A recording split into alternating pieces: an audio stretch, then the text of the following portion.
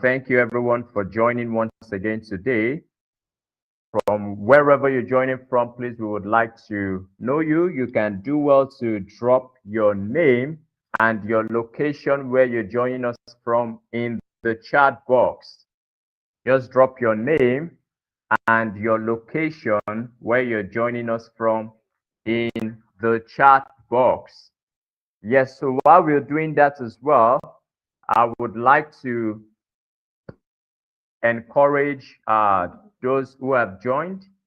Please, you can share on your WhatsApp groups, share with your friends, share with everyone that you know is ready to build wealth, and also build a sustainable means of income, because this is a very fantastic opportunity, to learn how to close high ticket deals and how to also become very, very successful in the field of real estate sales. So yesterday was a very, very amazing time. We learned a lot from Dr. Stephen Akintayo. I would like to say a very big thank you, sir, for your time yesterday. It was a whole lot of value. A few things, I learned yesterday. My note was really, really full, and I'm very sure today there will be a whole lot to learn as well. You cannot try to collect my money and not have good vibes. Yes, you cannot try to collect my money and not have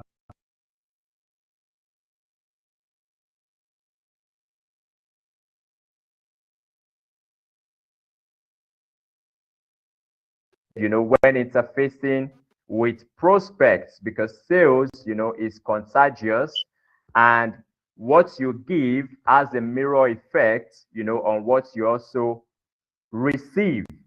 We also spoke yesterday, about how to craft pitches, that close, and how to give quality presentation even to prospects in a way that you are presenting value. And I believe everyone on yesterday's call, now we are more equipped, more confident, even to make our pitches better. Now we can, communicate better. We can put these things to practice that we learned yesterday. The framework as well, that was taught yesterday, I believe we've started to learn to put those things in practice, because it's not just enough to learn. It's very important that we also implement. 1,000 things is not equal to one action that you take. 1,000 things or 1,000 intentions is not equal to one action. So as we learn, the beauty of it is to also implement, because that's how we can get a whole lot much more better. I believe we have a slide ready. Please, let's have the slide on standby, because we'll be pulling up the slide shortly. Yes, so for those who are joining from different parts of the world, I know we have participants even from other countries and other cities, even aside Lagos, here in Nigeria. So you are very much welcome. You're very much welcome. Those joining on our social media platforms as well, you're very much welcome. It's really great to have you on call today. I would love to encourage you, please do well to get your notepad, get your pen as well. You can see myself, I have my pen here with me. I'm ready to note a lot of things, and also put them to practice, even right immediately after this training session of today. So, Onoyemi, you're welcome. Matthew, you're welcome. Olaniyi, Abraham, you're welcome. Joyce, you're welcome. Mr. Ekena, very much welcome. Sarah, you're welcome. Edwin, Victor, Zacchaeus, I can see we have quite a number of persons who have joined already. IT, please, can you confirm? Just drop a note in the chat box if we have the slide for today ready. If we have the slide for today ready, please just do well to drop in the chat box. Okay, I can see we. All right. We have a founder here already with us, Dr. Stephen Akintayo, with a lot of joy, with a lot of excitement. Please, I would love us to make welcome Dr. Stephen Akintayo. IT, please put up the slide. Let's see the energy in the chat box. I can see the applause, the virtual claps. Let's drop it. Yes, yes. All right. Thank you, thank you, thank you, thank you. I can see the virtual claps. I can see the virtual claps rolling in. Thank you, thank you, thank you, everyone. All right. You are very much welcome, sir. Hello guys, how you doing today? Welcome. Today it's good to be here. Super excited, to be honest. Today is gonna be a great day. If everybody can just type that, today is going to be a great day. I need everybody to type it again. Today is going to be a great day. Welcome everyone. Want to thank you all for being part of this event since we started on Monday, and I hope it's really worth your time. I hope you've picked a lesson or two that is very inspirational, very inspiring, and helpful. So let's go on today. Go ahead, you can play the video.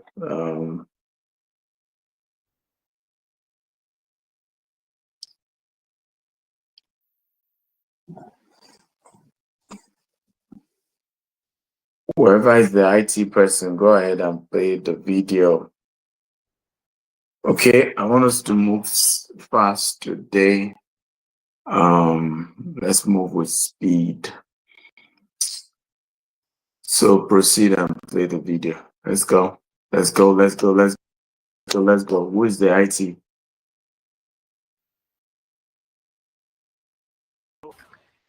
Shubomi, please do well to play the video. We're ready. Thank you.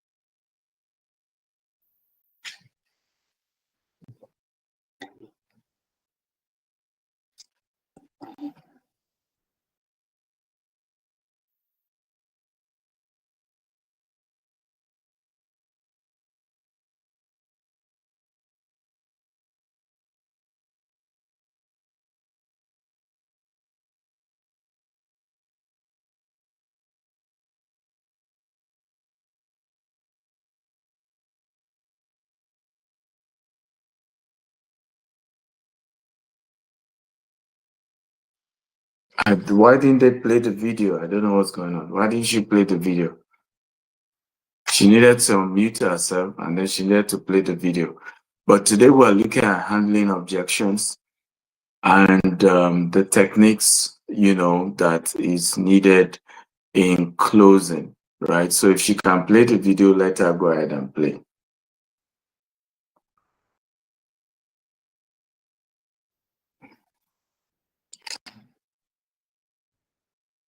We can't have the audio, so you need to unmute yourself and start all over again.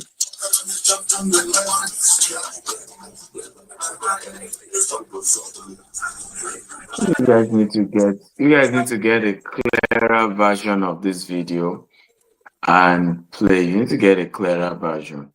But I want to start by saying that it takes courage to sell. Everybody type it in the comment section. It takes courage to sell. Just as you're seeing me holding the tails of two lions, let's go to the next slide. The next after this. Just as you're seeing me holding the tail of two lions, that is typically what sales is about.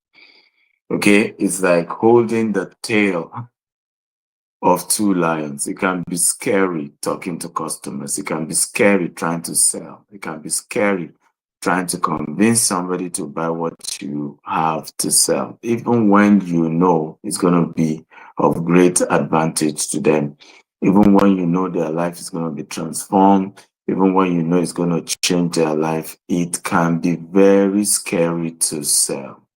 Okay, it can be I know people who say sales looks like they're about to die.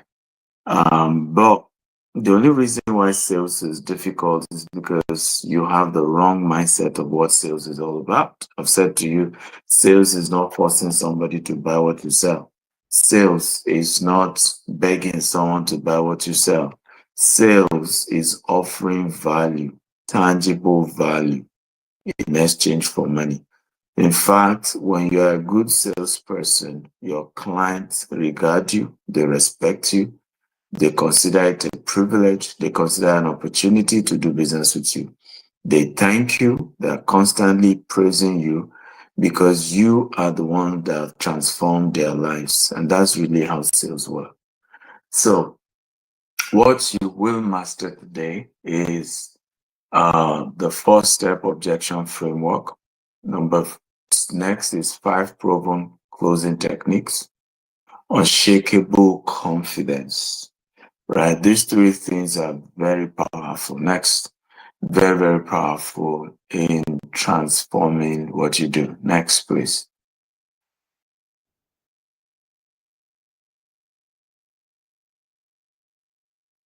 Okay, so the first step, objection destroyer. So when a prospect, resist this framework, turns barrier into breakthrough.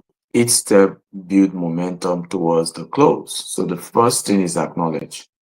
So you're selling, let's use a case study of real estate. You're selling real estate. By the way, I said people should write that it takes courage to sell. I only saw 3 comments, and I know we should be more than that here. So please, let's all comment. Like I told you, anytime we're doing this training, your comment really helps. It goes a long way to know you're here, to know I'm listening to you. It's really, really helpful. So it's important to validate their concerns without agreeing or disagreeing. Show empathy. I understand why that matters to you. And I'll give you a practical scenario. Imagine you're trying to sell a property. Let's say it's a GTEX property, and the person tells you, I can never buy property from GTEX. So I know somebody who said this, who said that, who said they had the most terrible experience from GTEX. They would never. In fact, when they were done explaining to me, I felt that you guys can't be trustworthy. And the person goes on and on and on, ranting. Okay? And by the time the person is done, the first rule of objection is that you need to validate their concern that, wow, I understand how that might have made you to feel, right? Now, your job is not to agree with them because, first of all, you don't know the real story. You don't have all the data, okay? But your job is also not to disagree and say, you are lying. I know you are lying. Our company has integrity. If anybody has integrity in this world, we are the number 1. We are the this. We are the Odogu of integrity. Okay? So your job is not to agree or to disagree, but to validate. I understand. I really know how this feels. I know how this must have felt for you. I get your concern. However, and that takes us to number 2, which is to probe, uncover the real issue. So ask, So please give me some more context. And many times when you ask, guess what eventually happens? The real facts are vague. Who knows what I'm talking about? And really, I didn't, but he's my cousin, and I know he doesn't lie. But I don't know what he really bought. So, okay, which estate did he buy? Okay, does he have evidence of his payments? You go into other, data to just understand what is going on here. I have had, and this was not that they said behind my back, koro to my eye. I was in Canada and I was running this training, and this guy came up, and after mentioning his own complaints, which was that he decided to ask for a refund on one of our estate because of something he heard, and they refunded him, but they deducted administrative money, which is normal. He then went further to say he even heard that there are people in Dubai that have been defrauded. He didn't even say I was there, by our company. Of course, some of the people in the audience were so angry with him, and they literally were not happy, with him. But I just said, calm down, don't worry, let's hear him out. And by the time I was done with him, he realized that he didn't have his facts. Everything he was saying were rumors and gossips and hearsay. And so you need to further probe, right? And it's very, very important. Further go ahead and probe. The next strategy, this is objection destroyer strategy here, is to then answer. So address the root cause with a proof, not promises. Use data, use testimony, right? Or demonstration. So, he has told you some people have said this. What do? If I'm you, I will send him 10 testimonies of those who have bought property from our company, who confirm getting their documents, confirm being allocated to. Right? So it is his own one hearsay versus my own 10 testimonies. Okay, so don't go emotional. And sometimes we really go emotional. We deny, no, our company has integrity than anybody else. Come with data, come with evidence. Evidence of people who have benefited from the organization. Evidence. Come with your data. And that's very, very important here. Also, confirm. So verify resolution. So does this address your concern? So ask them, does this, now you've seen several other people who had good relationship with us, who were treated well. So does this address your concern? Right? Are you willing to give us a try? And you move on with that. It's ultimately how life works. I was called by yesterday, or not called, but chatted by one of our bankers. We've been backing with this particular bank for over 10 years. In 10 years, not even car loan they've given us. Not even salary advance for our staff has this bank given us. Next slide, right? Nothing. And we have done transactions running to tens of billions with these people. Tens of billions, tens of billions with this particular bank. And so I said to them, but the account officer reached out, or the branch manager reached out and was saying that they've not been getting volume transaction with us. And I said to them, I said, I'm sorry, we've moved our transaction to another bank because this other bank has promised to give us construction loan. We have so many lands everywhere and we have not developed them. And we need some of the banks to come in and give us construction loans so that we start building these houses. And the branch manager said, nobody ever raised this with me. None of your team, nobody in your organization told us that you needed such. I apologize, I'm just hearing this, blah, blah, blah, blah. And guess what?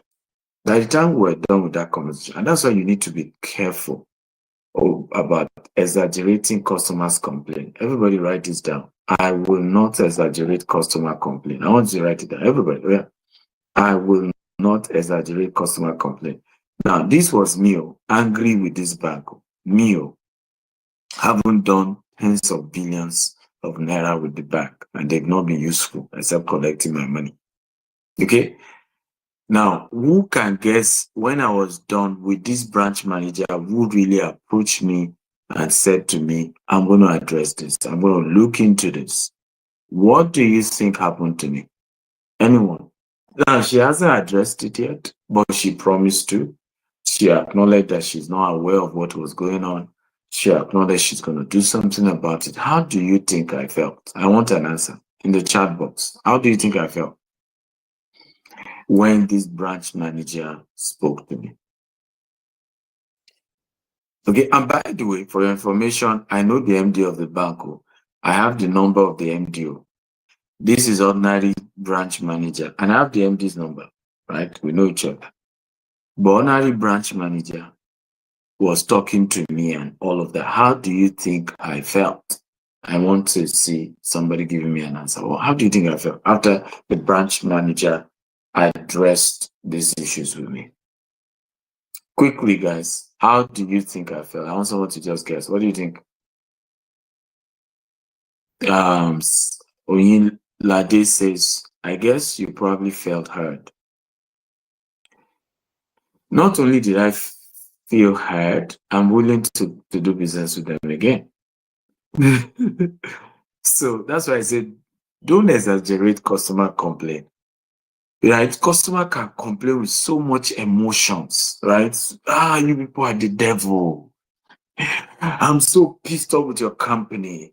You people are this. And I say this to a lot of, you see, companies are destroyed largely by employees. Like I just told you, I know the MD of the bank. I did not call him over this issue. I just simply stopped doing business with the bank. Right? Branch manager, not even ED, not even director, reach out to me. Branch manager. And this is part of the problem with employees of companies, because employees of companies always feel that they can't resolve company problem. They always feel that it has to be the CEO, it has to be the ED, it has to be the organs. We, the customers, we just want to be heard.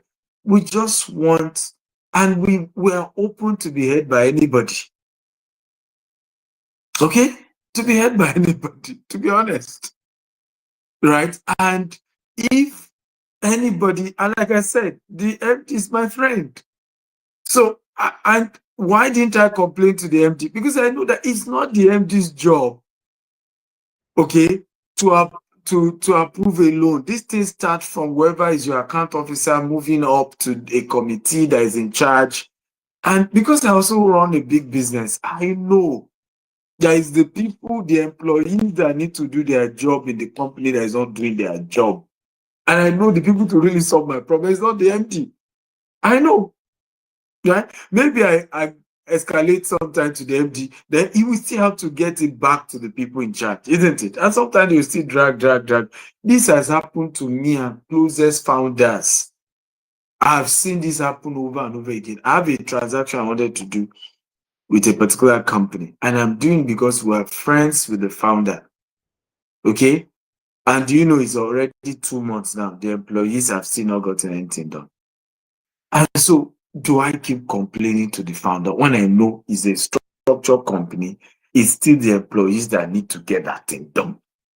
Okay? The founder of the business cannot get it done. And that's why I laugh sometimes when people start dragging founders of businesses. As long as business grows big enough to have 100 employees, 50 employees, okay, what do you think those employees are there to do?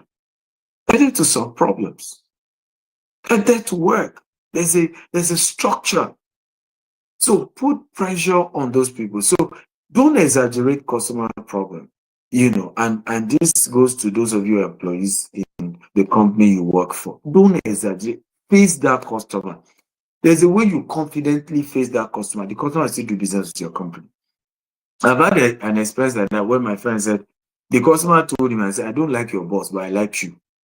But and because of you, I'll still do business with you. Okay? Who cares? If you don't like the founder of the business, right? As long as you still do business with the company, that's what matters. Okay? So it's important to know this as salespeople. Don't exaggerate customer problem. In fact, the customer who complain the most sometimes are the ones who are willing to buy.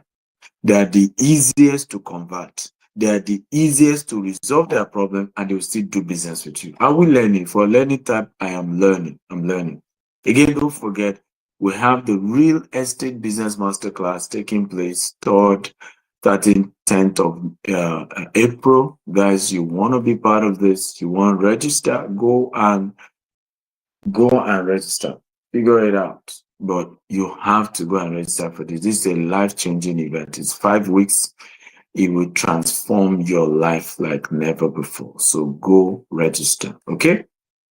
Go register. Next slide. Good. I'm happy everybody's learning. Pastor Joseph says he's learning. Oyinlade says he's learning. Zacchaeus is learning. Olani is learning. Emmanuel is learning. These are the only people learning. The rest are not learning because they didn't comment. Huh? Next slide. Who's handling my slide? Next slide. So never exaggerate the concerns. Also, don't forget we have AI for Business Owners conference taking place in a Eco Hotel. Go register. This is free event and you want to be part of it. It's going to transform your life. We also have Sales Masterclass for Business Owners. This is a very, very exciting event you don't want to miss, okay? These 2 events, go register now. It's going to be life-changing for you. Okay, let's go on. Next slide. So let's look at top 5 objection and your reaction response. Okay, so this is like a script, and you can come up with a bigger version for your own kind of business because different businesses, different objection strategy. Okay, so number 1 is usually, these are just generic, so you need to come up with a customized one for your own business. Number 1 is it is too expensive, right? Some of you have heard something like that. It is too expensive. Okay, it's too expensive. Now, your answer is, I get that. Look at the ROI. Our clients typically see X increase in metrics within X time frame. So when you consider you're actually saving yourself X amounts per month or per year, does that make sense? Okay, so let me use a practical case study. You're selling a land, GTEX land, and then it's 100 million. People have come again. You and this your guy, very expensive people. It's too expensive. Then you say, well, our clients typically get 500% return on investment within a space of 5 years, right? We have had an experience, for example, in the case of the real estate in Ibejuleki, where some of our clients pay 1.5 million for the land, and today is going for 40 million naira. And this happened within 6 years. We have another case in Jasper, where our client paid, our client paid, some of them paid 7 million per plot, and now it's going for 100 million per plot. That is how you want to position the conversation, guys. Okay? And when you position the conversation like that, you will be shocked at the dramatic change in perspective. So you now break it down and say, imagine how much money this type of people are making, right? Blah, blah, blah, blah, blah. So when you break it down like that for them, you will be shocked at how the same person complaining suddenly is seeing an opportunity to what? To invest. And is beginning to see that same thing they are complaining about, they're seeing it as an opportunity to say, okay, maybe it's not that bad. Maybe there's something powerful here. So it's all about perception. It's all about how you see it. It's all about how you look into it. But I can assure you, it's just how you want to handle that objection. Okay, so anyone here who has had a problem of it's too expensive, do you now know how to answer people who say that to you? I want your feedback. You can type in the comment section. When people complain that what you're selling is too expensive, do you not have an answer to give them? Okay, Martha says she now has an answer. Beautiful. Isaac has an answer. Olani has an answer. Beautiful. So I'm happy to know.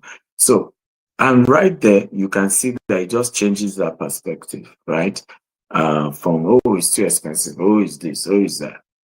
Number two, I need to think about it. I'm sure you guys used to hear this very often. I need to think about it. So your answer will be absolutely. What specifically do you need to think about? Is it the timeline? Is it the budget? Or something else? Once I know, I can address it directly. You see this other, I like this one too. This is a sweet one. Because you'll be hearing things like, I need to think about it. I have to think about it. Some will even say, I need to talk to my wife about it. Right? I need to talk to my wife about it. I need to talk to my cousin about it. Some say I need to talk to my relative about it. You get all this I need to talk to. Right? So your answer is to simply say, okay, what exactly? Because if you don't go into detail, if you don't go into detail, you will soon see that they will just be they're just indecisive. There are some customers that just need some push to eventually engage, right? So help push them, help make the process faster, easier for the customer. Okay. And I think the way you do that is by saying, please give me a specific area you're thinking about. So, why are you not buying this land yet? Or what do you want to think about around this land? Is it that the price? Is it the time you will be eventually pay? What aspects so that I can easily address it. So that is very, very good. Number three, answer to objections is we're already working with someone. Okay, no, you see people say, we're already working with someone. So what's the answer to that? We're already working with someone. Is great. What are you using now? So you listen to them carefully to the someone they are using. Interesting. What if I told you we could, specifically, do this? In other words, we could do this better. That's why you need to listen. Because if you then ask them, I'll give you an example. So what are you using currently? So, I'm currently using MTN network, so I don't need Glow. So you can say, okay, so it's an MTN package you are using now. Tell me about it. So we pay $5 every month, and we're able to have 10 gigabytes of data. We're able to have 100 minutes of call. Do you see? Suddenly you can say, okay, what if I offer you $3 and you still get 100 gigabytes of data? You still get 100 minutes of call, and more importantly, we'll add 15 minutes of international calls. Okay. Maybe I'm interested, right? So you want to carefully listen, right? Sometimes it's not the price, sometimes but I'm waiting for the documentation. So when did you pay? Oh, I paid 2 years ago, and you've not gotten documentation. What if I can assure you we can give you all your documents within 90 days? Right? That may be what will differentiate you. So very, very powerful. Number 4, now not a good time. So you always get those feedback. This is not a good time. Okay. And then the answer for that is I understand timing in everything. When is it a good time? Get specific date. Should I reach you back then? Or will you prefer I send over the proposal for few reviews? Okay, so be specific, get the specific, this so-called good time, get the good time. Let it go into details and say, and by the way, while we're waiting for the good time, should I send you the proposal so that you review it while you're waiting? But what specific day will be good time? Is your good time 1 year from now? Is your good time 6 months from now? I want to share know the good time. And you're able to note it down. And I've seen situations where what shocked people the most is that they said 6 months time, and exactly 6 months you followed up with them. Omo, there's no way they won't respect you. Number 5, I need to consult my team. Perfect. Who specifically needs to be involved? Let's schedule a quick 15 minutes with them tomorrow. What time works for you? You see, I'll talk to my wife, I'll talk to my children. Who needs that? Let's quickly review. Let's see what we can do. Let me talk to that person, right? There's no point having you be the third party telling them, because information get lost. By the time the person is narrating what you said, he will not say it the same way. So let me address both of you. Let me address both of you, and let's see what happens. So I want you to listen to this by Brian Tracy. Go ahead and play.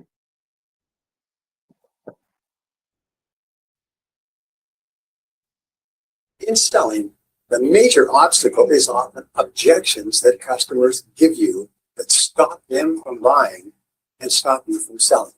So let me show you 9 different objections that you will get on a regular basis. You just must learn how to recognize these objections.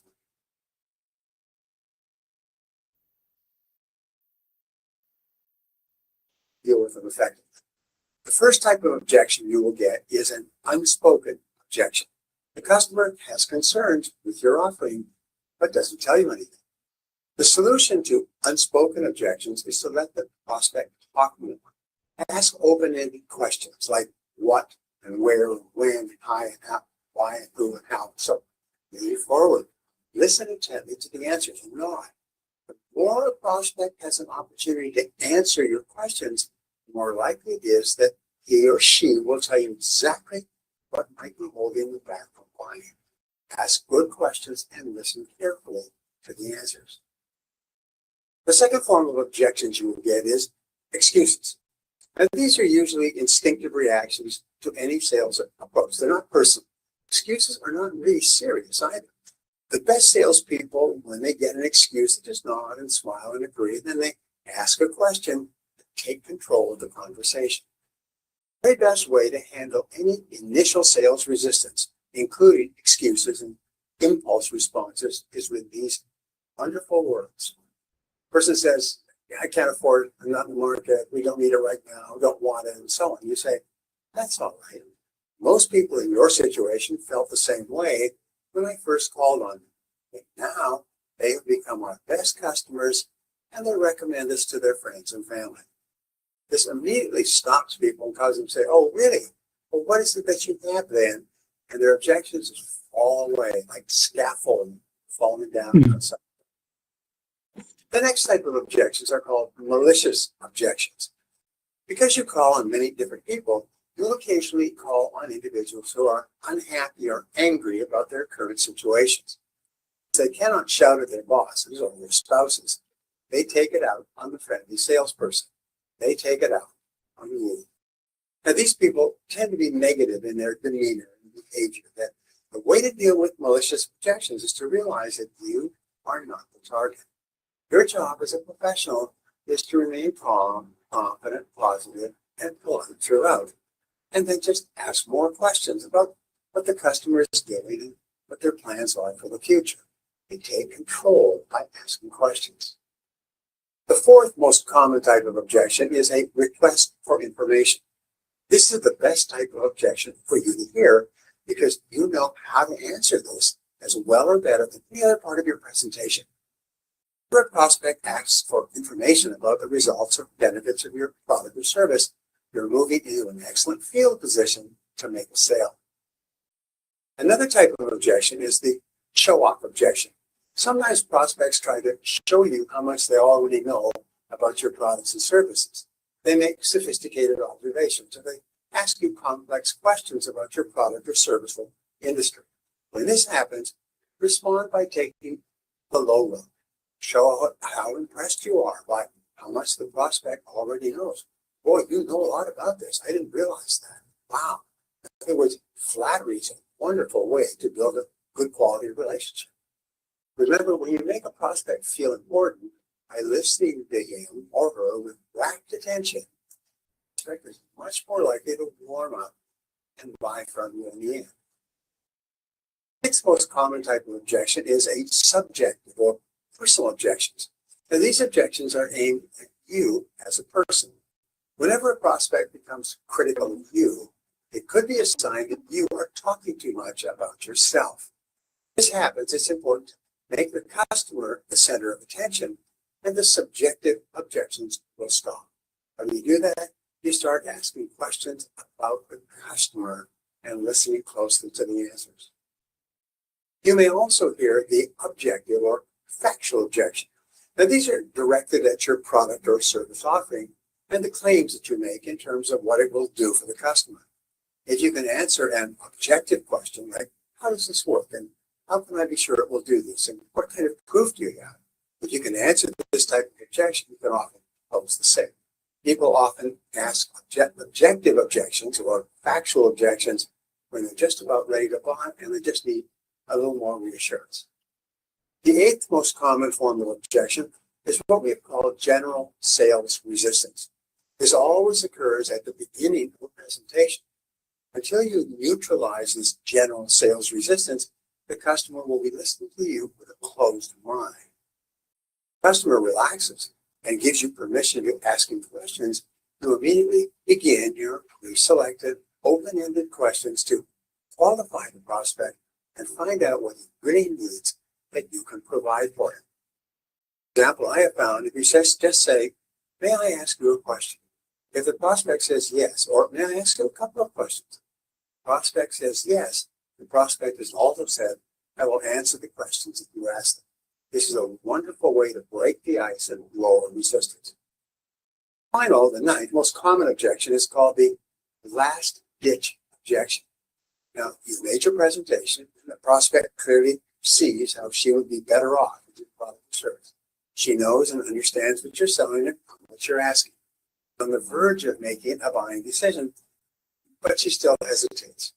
In this case, you listen with respect to their final objections, and then assure the prospect that yours is an excellent product or service at a good price, and that everyone who's using it today is very happy with their decision. You have then overcome the last ditch objection, and you can go on to close the sale. How many of you got value? If you got value, can you type, I got value, I got value? I really love the way Brian Tracy broke this down. This is really powerful. Because sometimes some of us, we take this objection too seriously, right? We really do. Please, if you got value, type, I got value, because we take it too seriously. Somebody, like he said, sometimes he's just going through a bad day and he's carrying it out on you, right? Somebody, and he will just carry it out on you. He can, you are the beating bag. He or she may have had a horrible boss that made him or she have a bad day. But guess who they are carrying it out on? You. Okay? And so you are the one that you are the one that are turning the whole energy on. And you are messing up yourself because of somebody who just a messed up person, right? So learn how to really manage these objections. Again, don't take the reactions you get when you are selling personal. Don't take it personal. People go through their own issues, right? They have their own issues. Trust me, they have their own issues. So don't take objections personal. Don't take what people say personal at all. Just move on. You know what you're trying to do. Move on to the next person. China Billionaire Habits Retreat is here, guys. How many of you have registered? Oh yeah, in fact, let me practice this objection here. Yeah, everybody, tell me why you have not registered for China. Yeah, give me objection. Let's use this to practice.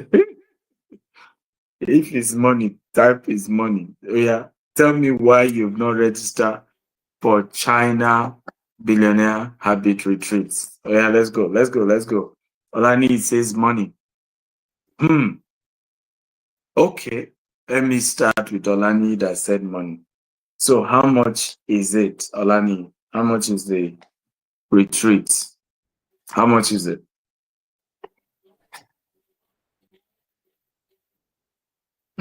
I understand money can be an issue in things like this. So how much is the money for this China retreat? Olani, if you don't know, don't be ashamed to say I don't know.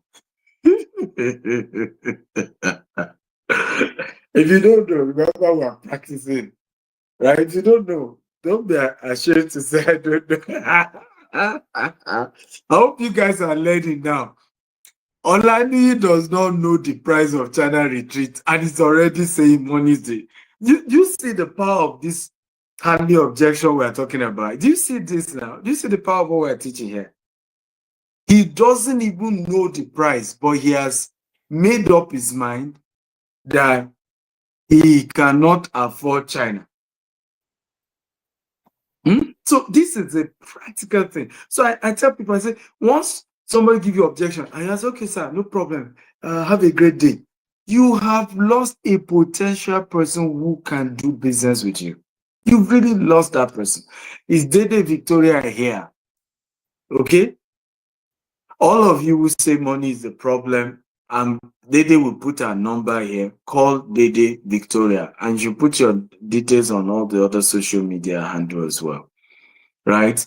Dede will work with you and figure out how to handle the price issue. Let's even get your visa first. What I'm even particular about is that we need to submit your visa on time. Okay? So let's sort out the payment for the visa. But one thing I will tell you is this, guys, everybody hear this, and I kid you not. You have a potential from this China trip to become a billionaire. And I kid you not, you just need to have one legit manufacturer that you can represent in whatever country you are in, and you're on your way to making millions of dollars and billions of naira. You just need to have one legit manufacturer. You have no idea the kind of money people are making from partnering with manufacturers in China. You have no idea, right? You have no idea.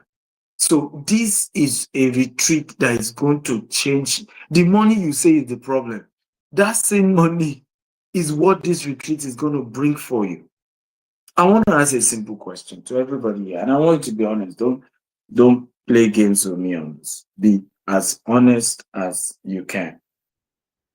If I am to tell you that this China retreat will help you make 10 billion naira, and you know that truly what I am saying is real, like, I don't know how you, but let's assume you believe it, that I said 10 billion naira will be realized by you as a result of going for this China event.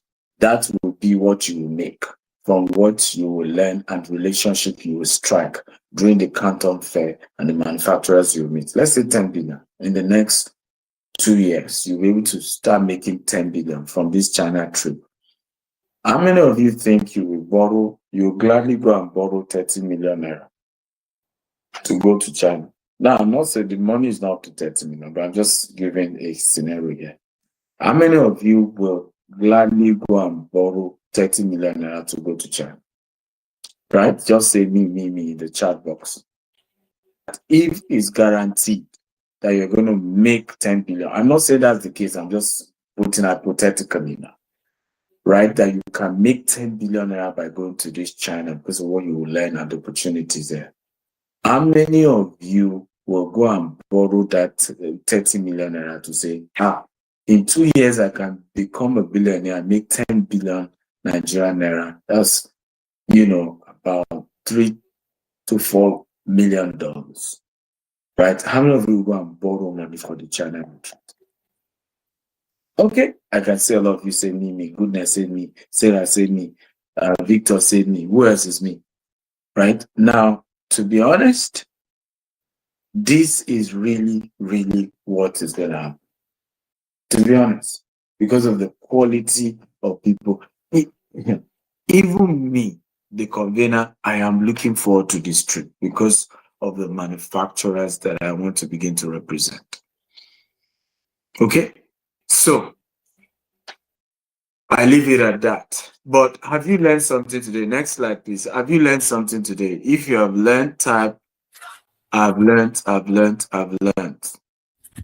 Okay, so let's go to number 5, closing technique.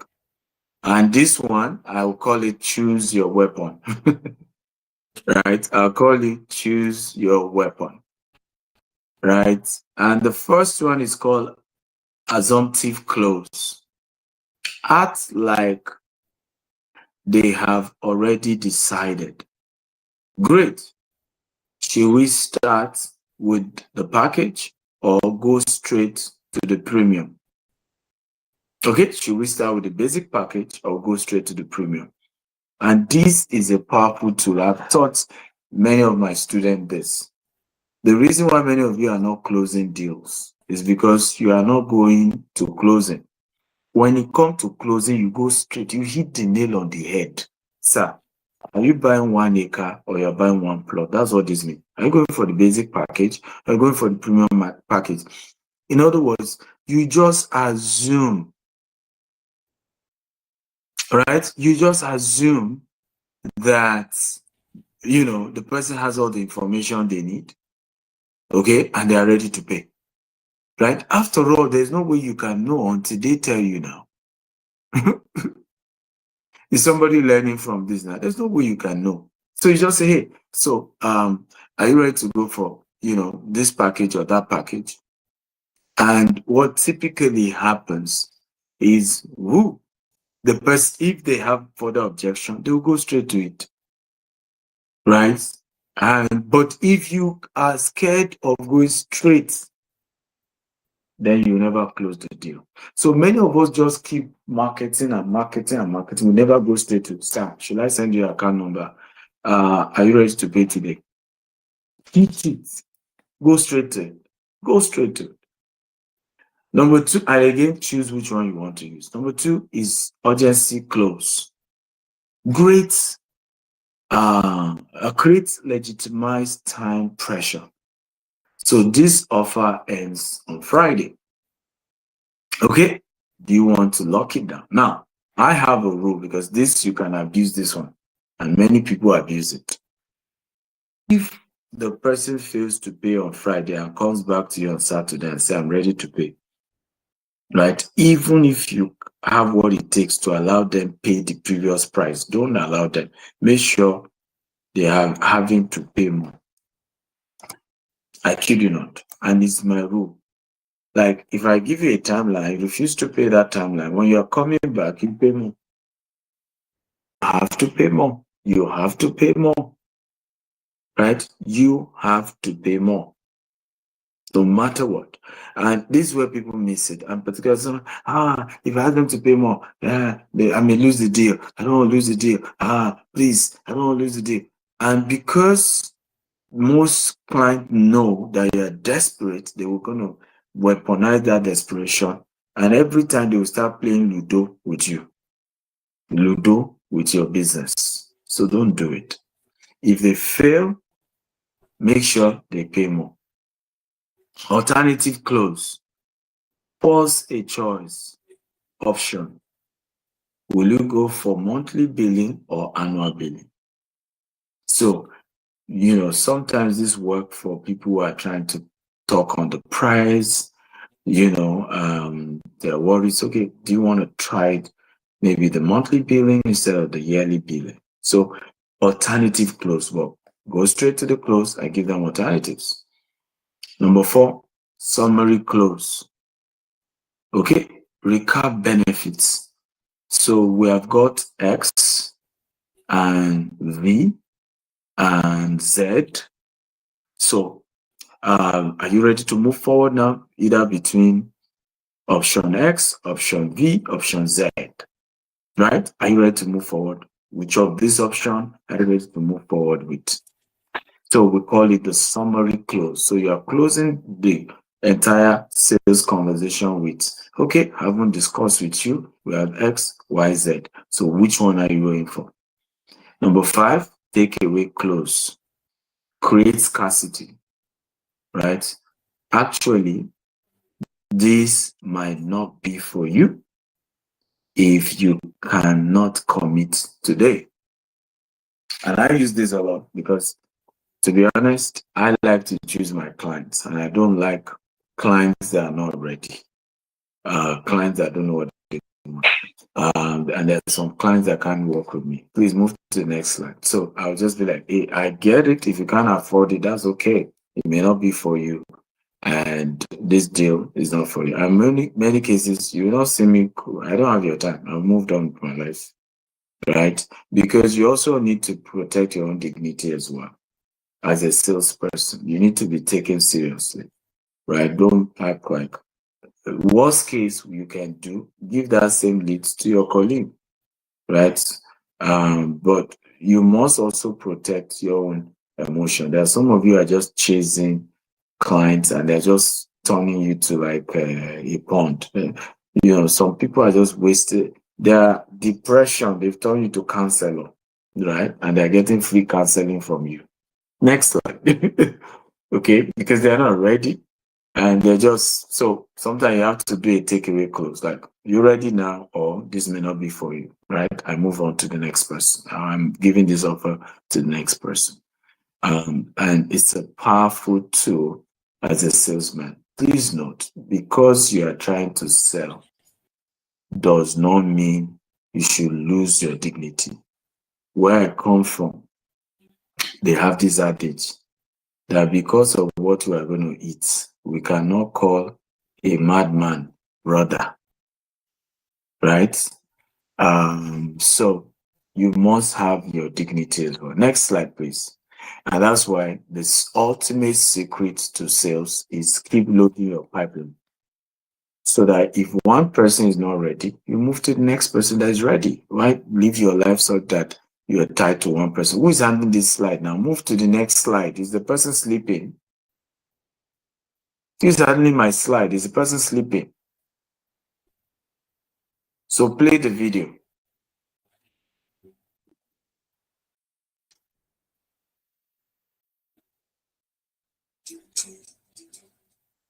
The one closing technique begins with getting appointments.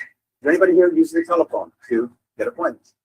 That's how difficult and frustrating. Many people do not use the telephone because they've been rejected and turned down so many times on the telephone. The very thought of it causes them to be angry, frustrated, and tense. So what they do is they find every other way possible to make contacts, and the telephone, of course, is the finest and fastest way if you don't use the telephone. In the prospect, using the telephone, the key is this, that the first thing that you say to the prospect, once you have found out who it is, has to be something that breaks preoccupation, grabs attention, and points to the result or benefit of the product. Now, let me give you an example. I used to sell, believe it or not, sales training programs. And I would qualify my prospects, and I would call and make appointments. And I found that I could get appointments 9 out of 10 times with qualified prospects using this very simple technique. What I do is I call up and I ask the secretary, I say, who's the person who makes the decisions in this area? Who's the person who makes the decisions about sales for your sales force? They would say, well, that would be Mr. Jones. I said, fine. What is his first name, please? Bill Jones. Let's speak to Mr. Jones. Hello, Mr. Jones. This is Brian Tracy. How would you like to see a method that would enable you to increase your sales by 20 to 30% next 12 months? Now, if you speak with the right person, the question will be aimed at something that is of relevance and something that the other person needs. Now, what do sales managers sit around and think about all day long? Increasing sales. Sales being down, sales being up, and increasing sales. When you say, would you like to see a system that makes you increase sales by 20 to 30% over the next 12 months? The first question or the next question the prospect asks is, what is it? And that's where you go into the close. When you're telephoning for an appointment, you're telephoning to sell an appointment, not to sell a product. The biggest mistake we make is we go in to start describing our product on the telephone, and the person says, well, no, I'm sorry, I'm not interested, I can't afford it. So all you do is you sell them 10 minutes. Take. That's exactly what I want to talk to you about. I need about 10 minutes of your time. I'll show you what I've got. You can judge for yourself with what you want. The person says something like, I need to hear this. They say, well, how much is it? They don't even know what it is. You ever get that? How much is it? And this is the way you handle that. You say, it's the prospect. It's not exactly what you're looking for. It's going to start. Good, very good response. Get the price thing out of the way. It's not exactly what you're looking for. Person says, well, tell me a little bit about it. I say, well, that's why I need just 10 minutes of your time. 10 minutes, I'll be able to show you what I've got, and you can judge for yourself. true. Now, the person will often, now remember this, is that good prospects are always busy and hard to get to. Poor prospects are not busy and easy to get to. If you call up somebody and you ask for an appointment, they say, sure, come on over anytime.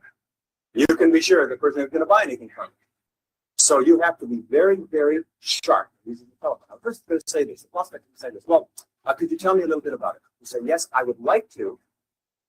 There's something I have to show you. As soon as you say the word show, you've eliminated the necessity to describe it on the telephone. First says, well, could you send me something in the mail? I say, I would like to send it to you in the mail, but to know how bad the mails are, why don't I drop it off personally sometime this afternoon? The person is at all serious. They'll say, okay, drop it off personally sometime. I'll say, will you be there? Yes, I'll be there. Okay, about 3 o'clock, I'll be in your neighborhood. Drop it off personally. Mail information. When people say, send me some information in the mail, what they're saying is, go away. Not interested. And when you send it to them in the mail, it goes right across the desk in the wastebasket. If you're going to send things in the mail, what you do is you put it in the envelope, show it in your own wastebasket, and save yourself a stamp. We make the mistake of thinking we could throw it in the mail and we're actually making sales. No, we're not. So what you asked for was 10 minutes, and this is the key expression. You decide for yourself if this is what you're looking for. And if you say it in that way, the person will say, well, I don't know. All I need is 10 minutes of your time, and you judge for yourself. Because what this does is this says that you'll only be there for a short period of time, put no pressure on the person. You'll just show them what you've got, like an Arab trader in the bazaar lays out their wares. If the person doesn't want to select one, 10 minutes will be gone. Now, I have found that if you ask for 30 minutes, you'll have to wait for weeks, maybe forever. If you ask for 10 minutes, you can always be swift. Don't make the mistake of doing the old insurance salesman trick. God bless the insurance things. I was saying, how about 10 o'clock today or 2 o'clock tomorrow? There's alternately close on it. Don't do that. You use so many times that what it does is it insults the other person. Just say sometime this afternoon or maybe sometime tomorrow. Be very flexible. Once the person gives you time. Now, this is another thing they do. They say, why don't you call me on Monday and we set up an appointment. And what you say to them is this. You said, look, I've got my calendar right here. Is your calendar handed? Now, question, of course, the person at their desk, the calendar is handed. You say, let's set up a time right now. How about 10 o'clock Monday morning? Don't allow yourself to be put off with this calling back on Monday nonsense. It's just another way of them avoiding seeing you. Remember, the very best customers you'll ever have are the ones you're going to have to fight to get in to see. They're the ones who are the best for you. So when they try to put you off, try to avoid you, try to make excuses, what they're saying is this may be a very, very good business. And somebody's going to get those person that prospect, and somebody's going to sell the prospect as well with you. But just be persistent, be polite, be firm, say, look, all you need is 10 minutes of your time. Just 10 minutes will do it. 10 minutes you'll be able to decide for yourself. And just sell 10 minutes. If they ask you about your product or service, say, it's too involved to win on the phone, but just take 10 minutes to show you what I want. Sell only that. So if you cannot close on a telephone appointment, you can't even get those things. And become good at it. If you are shy about using your phone, if you're anxious and you don't like to use the telephone, it's because you've got.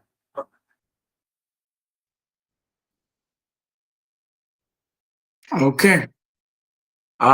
Was this helpful? Again, next slide, by the way. If it was helpful, type it was helpful. I want to be sure that this was helpful and you guys heard it well and you were able to pick your lessons from it. If it was helpful, type is helpful. Quickly, everybody, if it was helpful, type helpful.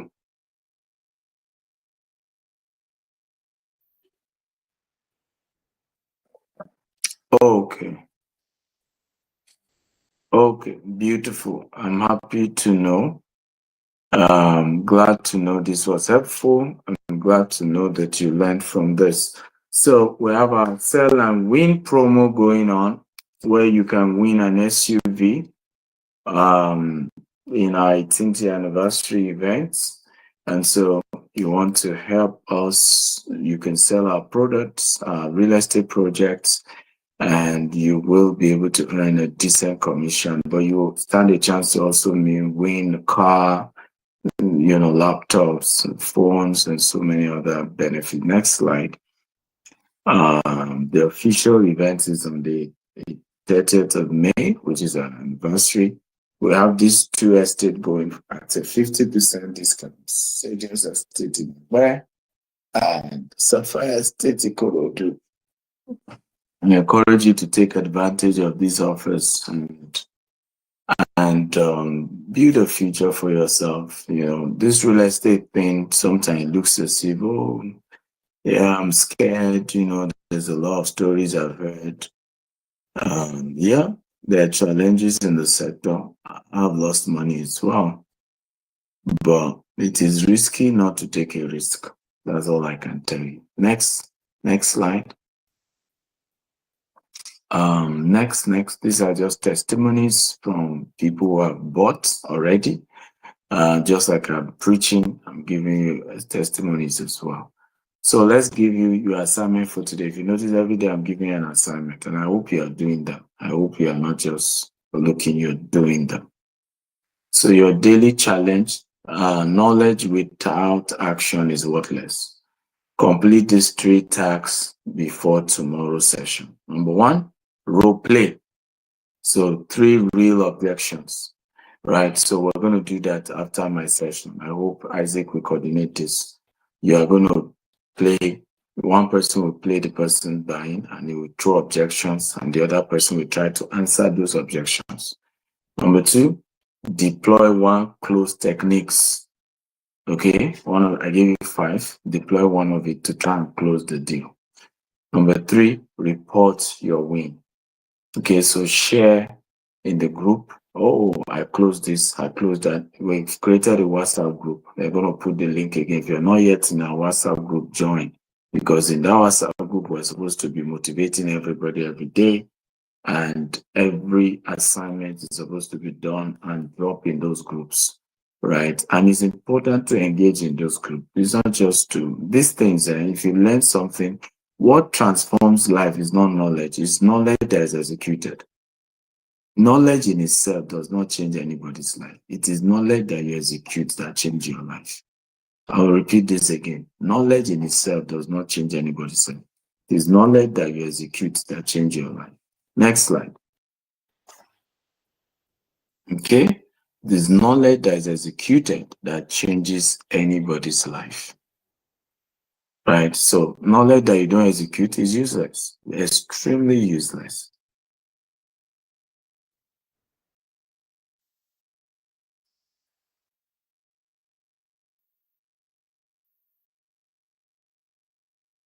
Okay, so what is our takeaway? Okay, what is our takeaway from today's class? Let's wrap up. Objections are buying signals. So don't take objections personal. When people object, it's even a sign that they are ready to buy. Okay, so because somebody's objecting, don't be pissed off. Don't think that, I'm not happy with them. They're angry the way they talk. Be calm, be mature, and handle it and move on. Number 2, closing is natural momentum. Closing is natural momentum. You are not forcing anything. You are simply guiding the conversation to a logical conclusion. So the close should feel like the next step, not a hard sell. You just feel like, after all this explanation, yeah, it makes sense. So how are we wrapping up this conversation, right?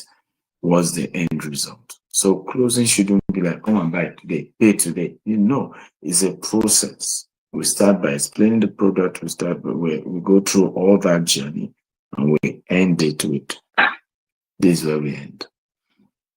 Okay.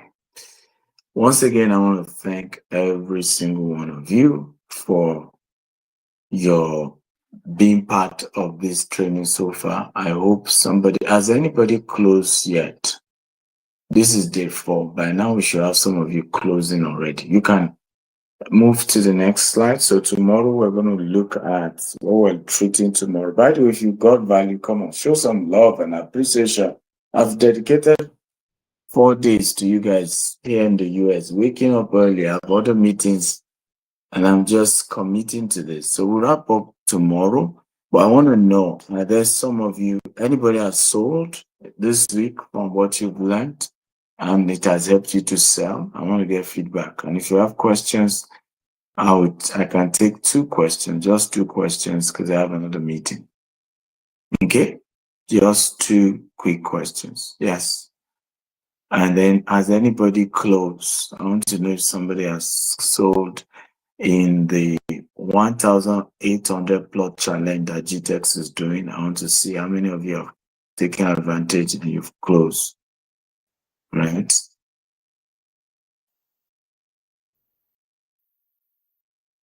Okay, yes, I can see everybody say they got value. Absolutely. Today's class is really sweet because objection is one of the major problems that many salespeople go through. You know, they just feel weak.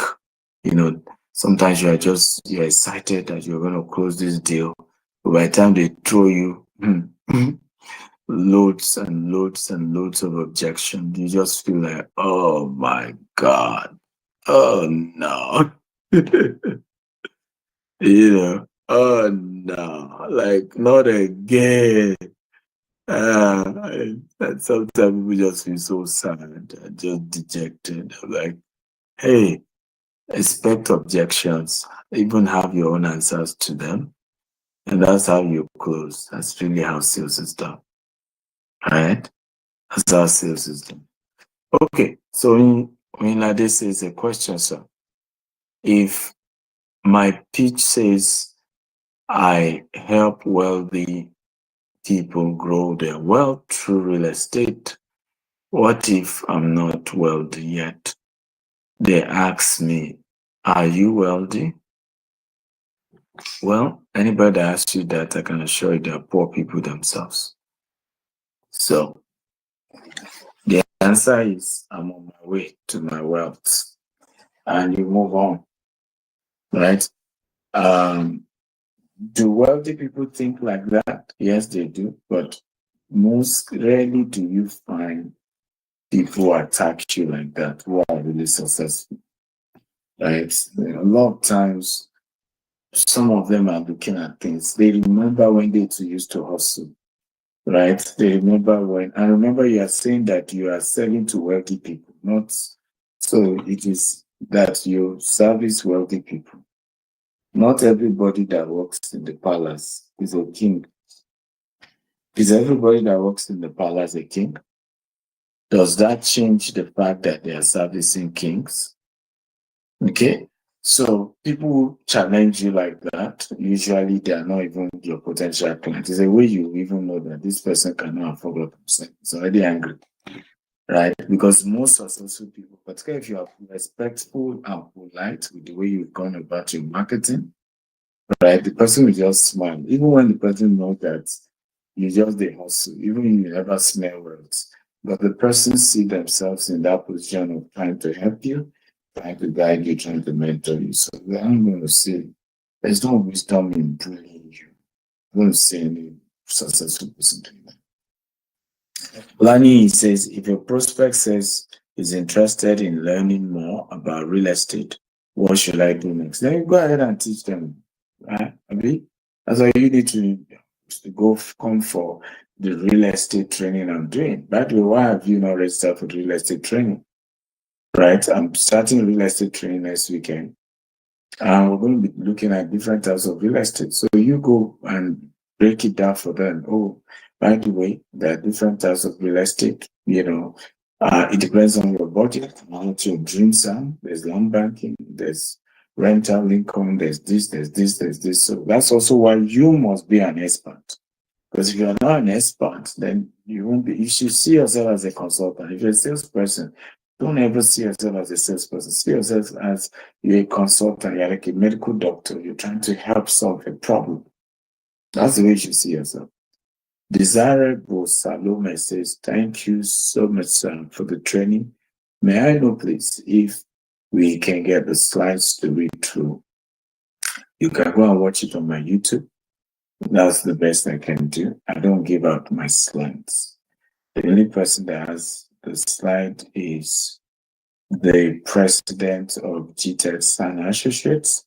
And I intentionally gave it to him because I need him to start running this training every month, right?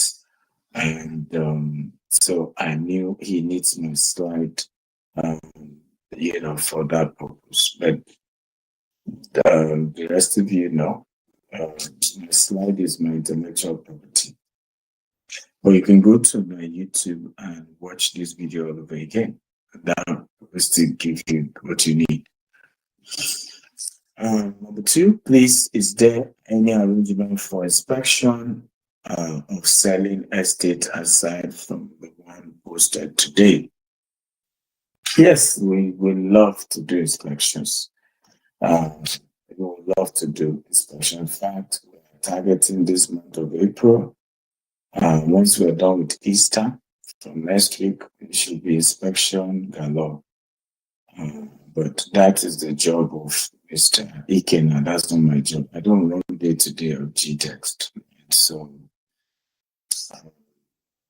I'm founded over that business. So those who are running it can help you out with all that you need. If you even call me and ask me questions, I may block you. Go and talk to. There's a company, there are people who work there. They have leadership, structure. You know, I'm now out. I help behind the scene, but not day-to-day. Bolaji says, how can we get the replay? I've just mentioned, I said, go to Dr. S. Akintayo on YouTube. Watch it, Dr. S. Akintayo on YouTube. And subscribe to the channel. It's a great channel. Everything we've been teaching all these last days, they're all there. Go and watch it there. Right. I want to say thank you all for being part of today's class. God, the Lord bless you. I love you all. You know, Mr. Isaac can take it away, and please do the role play. I want you to do the role play and really practice it. Okay. God bless you. Have a great day and see you tomorrow. We're wrapping up tomorrow. I need all of you to come. Invite your friends. Don't come alone tomorrow. Let this class be jam-packed. I don't want us to even have enough space. Invite everybody that you know in sense. Love you. Bless you.